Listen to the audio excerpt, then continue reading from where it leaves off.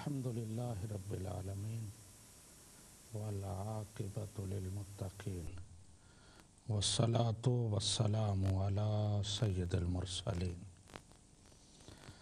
أما بعد فأعوذ بالله من الشيطان الرجيم بسم الله الرحمن الرحيم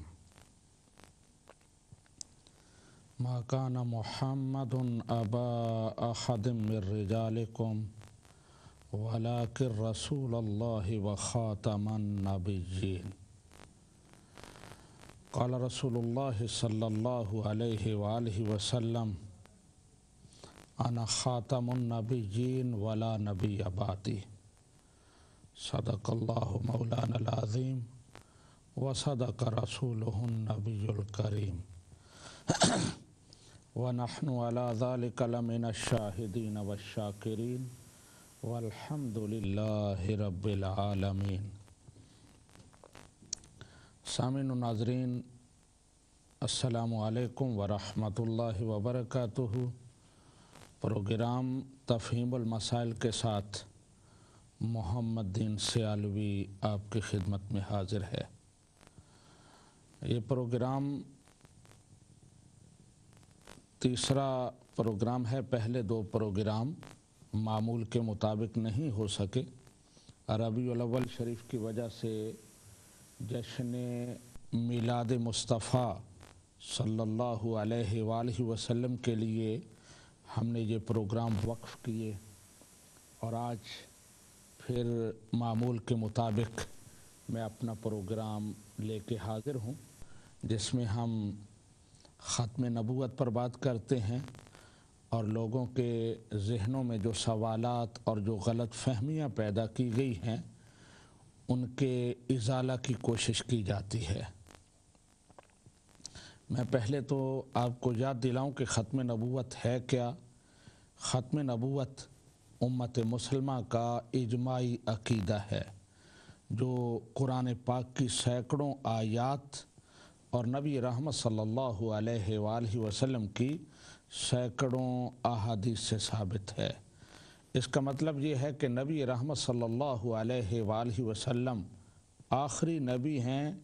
آپ کے بعد کوئی ایسا فرد پیدا نہیں ہو سکتا جو نبوت کا سزاوار ٹھہرے یا جسے نبوت ملے۔ آپ کے بعد نبوت کا دروازہ بند ہو چکا ہے، اور آپ کے بعد اگر کوئی نبوت کا دعویٰ کرتا ہے تو وہ دائرہ اسلام سے خارج، اور امت مسلمہ کے ساتھ اس کا کوئی تعلق نہیں ہے، اور اسے ماننے والے کے لیے بھی یہی حکم ہے کہ وہ دائرہ اسلام سے خارج ہے اور اس کا امت مسلمہ سے کوئی تعلق نہیں ہے۔ نبی رحمت صلی اللہ علیہ وآلہ وسلم نے بڑی صراحت کے ساتھ اس مسئلہ کو بیان کیا، اور پھر صحابہ کرام نے اس پر پہرا دیا۔ جھوٹے مدعیان نبوت کے خلاف انہوں نے علم جہاد بلند کیا، بڑے شدید قسم کے نقصانات برداشت کیے، لیکن ختم نبوت کے عقیدہ پر کوئی کمپرومائز نہیں کیا۔ یہ تاریخ ہے مختصر سی عقیدہ ختم نبوت کی، اور یہ ہے اس کی تعریف، اور اسی پر ہمارے اس پروگرام میں گفتگو ہوتی ہے، اور بالخصوص جس حوالے سے یہاں بحث ہوتی ہے، سوال و جواب ہوتے ہیں، وہ ہے قادیانیت کا فتنہ۔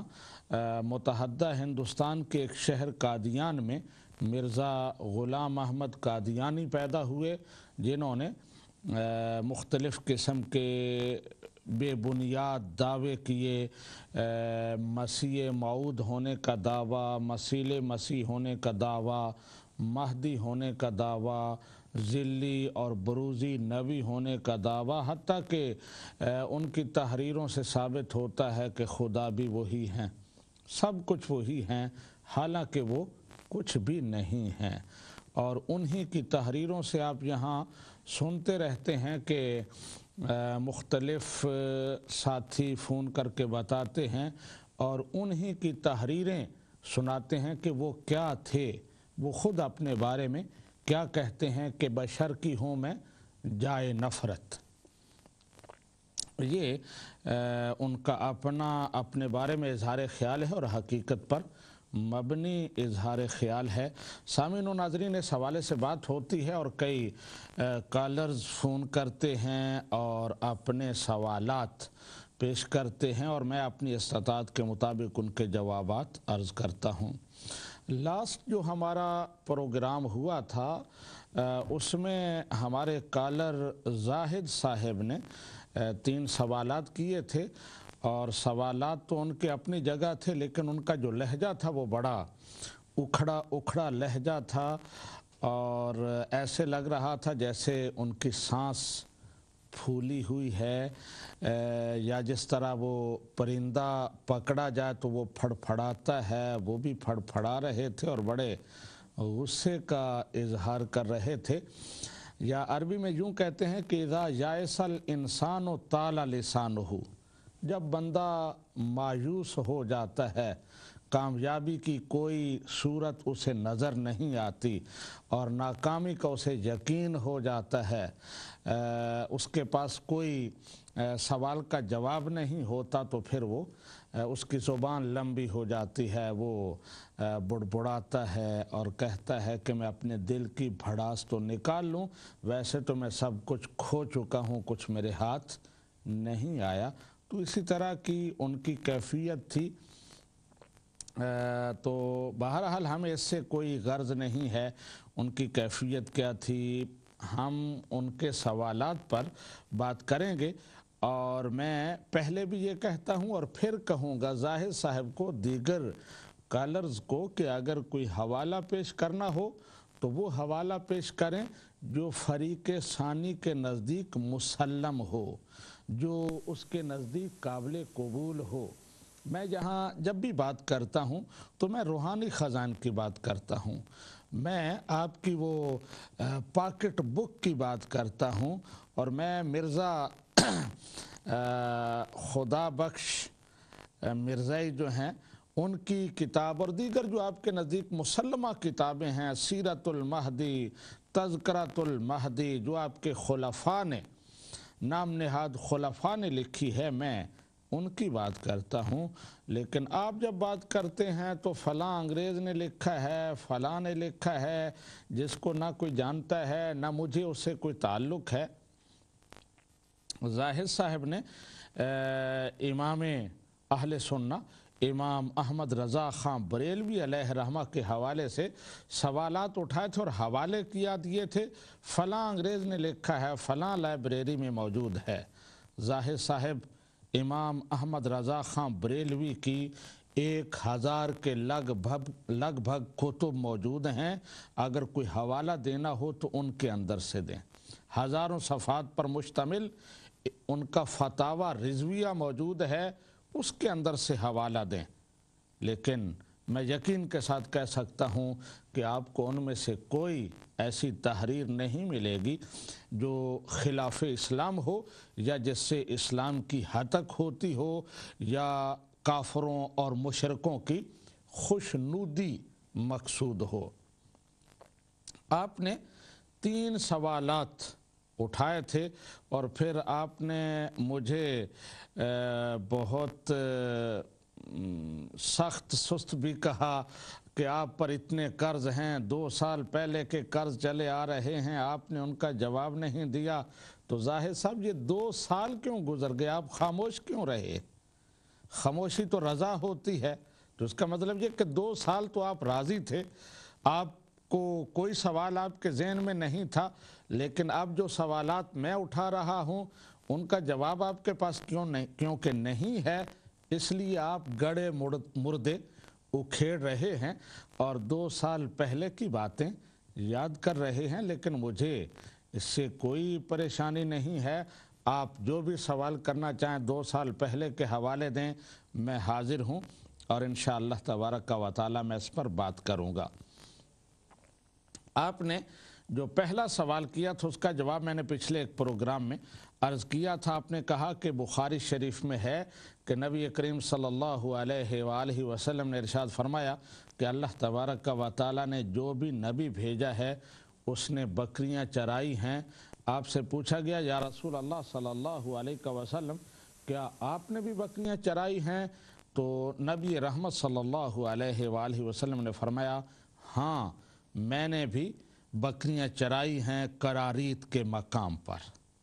ये हदीस मुबारक, और आपने इससे यह साबित करना चाहा कि मिर्ज़ा ग़ुलाम अहमद कादियानी साहब ने जिस तरह अंग्रेज़ गवर्नमेंट की मुलाजमत की थी, इसी तरह अंबिया भी मुलाजमतें करते आए हैं।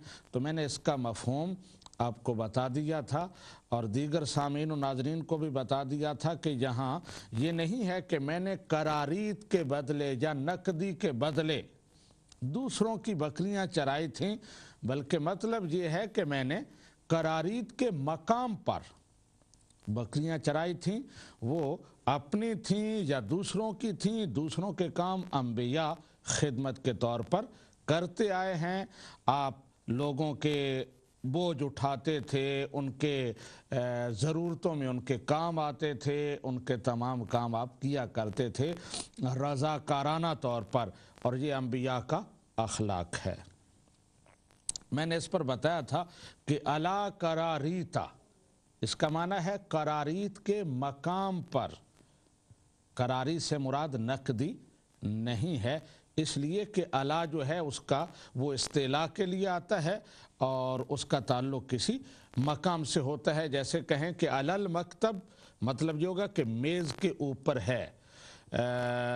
अलल मकतब का मतलब ये नहीं होगा कि मकतब के बदले, मेज़ के बदले। इसी तरह आप और भी बहुत सारी मिसालें ले सकते हैं। और फिर मैंने ये भी बताया था कि मुस्नद अहमद में यही हदीस मुबारक जो है, वहाँ अल्फाज हैं कुन्तु अर अल गनामा ले अहली बेजियाद, मैं जियाद के मकाम पर अपने घर वालों की, अपने ख़ानदान की बकरियां चराया करता था।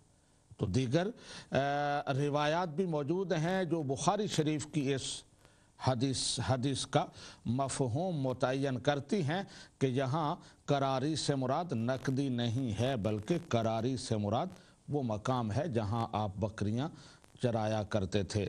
आपने फ़ोन करके कहा कि बहुत सारे उलमा ने इसका माना किया है, तो उलमा ने माना किया होगा, उनसे गलती लग सकती है, इंसान है, गलती हो सकती है। लेकिन मैंने आपको बता दिया कि जो मुहक्कक और मुस्तनद इसका मफ़हूम है, और फिर मैंने शुरुआत के हवाले भी पिछली दफ़ा आपको दिए थे, वो यही है कि करारीत के मकाम पर अपने बकरियां चराएं। दूसरा सवाल आपका हुर्मत जिहाद के हवाले से था। मैंने पेश किया था कि मिर्ज़ा ग़ुलाम अहमद कादियानी ने कुरान हदीस और कुरान सुन्नत के अहकाम में तहरीफ की, जिहाद को हराम करार दिया, और उनकी बेसत का मकसद वहीद भी यही था। और अंग्रेज़ हुकूमत ने ये पौधा इसीलिए लगाया था कि मुसलमानों के अंदर जो इस्लाम का जज्बा है और जो ज़िंदा रहने की तमन्ना है, उसको मिटा दिया जाए।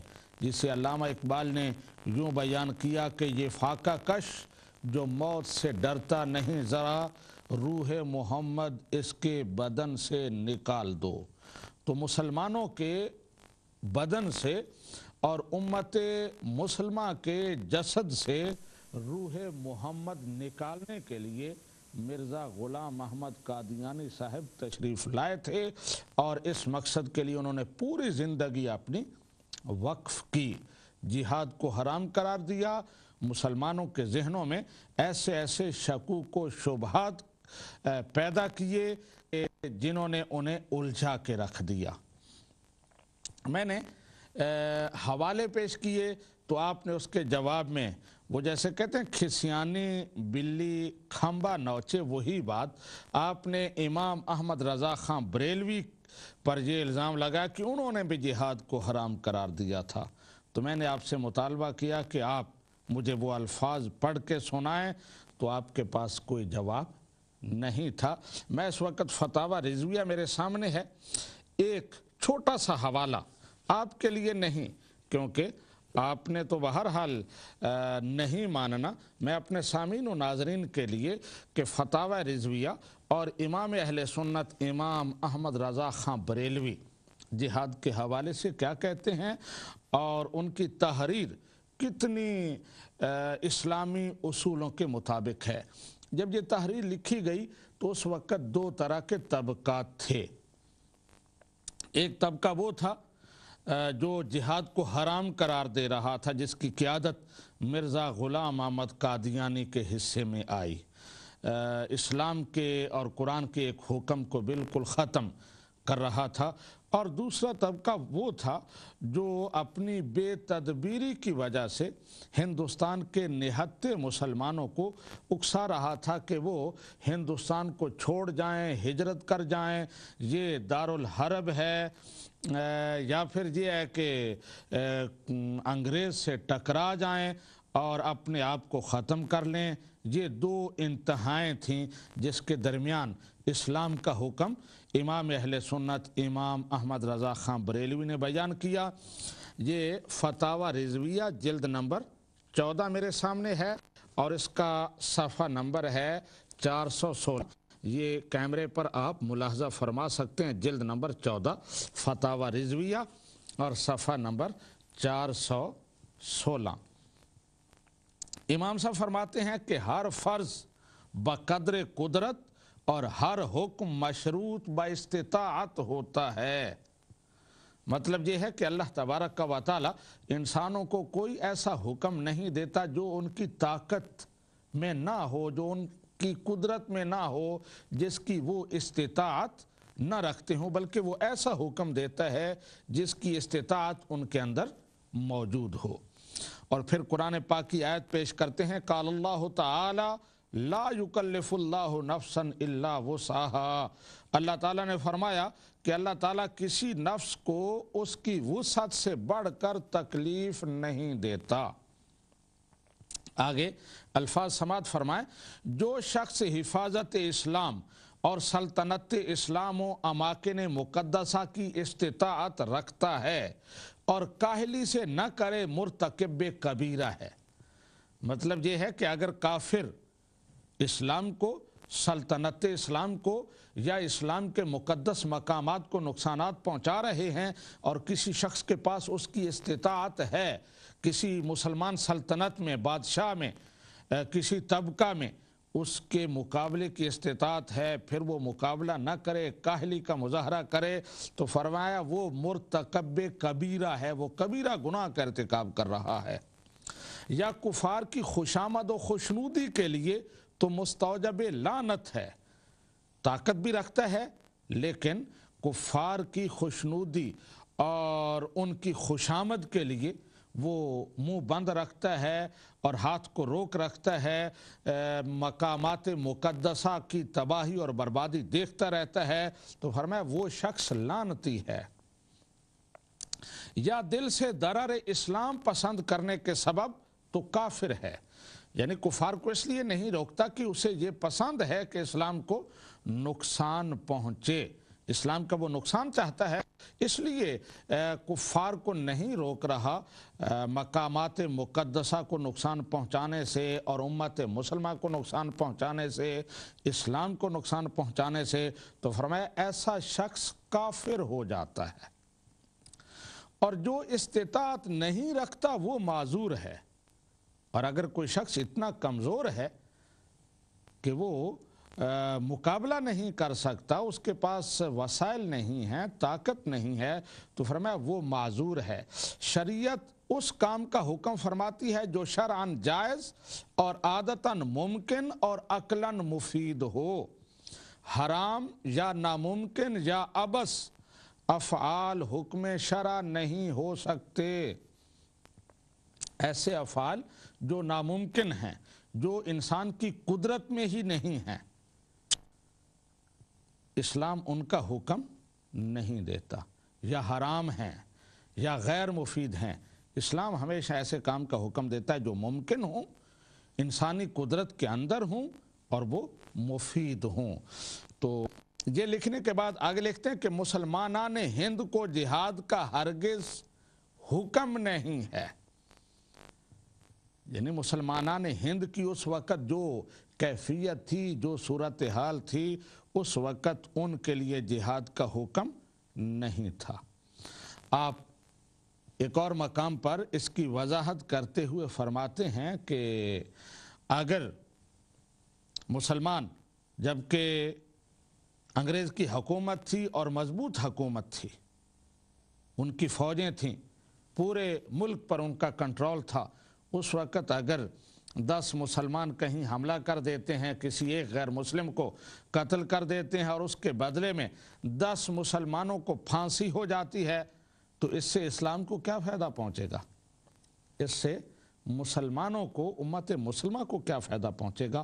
تو یہ ایک حوالہ میں نے پیش کیا جو پورا مفہوم بیان کرتا اور اس کو کور کرتا ہے کہ امام اہل سنت نے اس وقت مسلمانوں کی کیا رہنمائی کی کہ جس کے پاس استطاعت ہے اس پر واجب ہے کہ وہ اسلام کی حفاظت کرے، سلطنت اسلام کی حفاظت کرے اور اماکن مقدسہ کی حفاظت کرے، اور جس کے پاس استطاعت نہیں ہے وہ معذور ہے، شریعت کا اس کو حکم نہیں ہے کہ وہ اٹھے اور اپنی تباہی اور بربادی کا سامان کرے، وہ معذور